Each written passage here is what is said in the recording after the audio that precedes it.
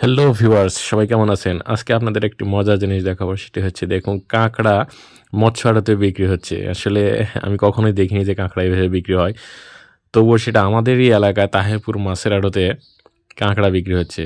তো আজকে একটু দাম কম, ২০-২৫ টাকা কেজি বিক্রি হলো। তো শুনেছি এর আগে নাকি ৪০-৫০ টাকা এভেলেবল বিক্রি হয় পার কেজি।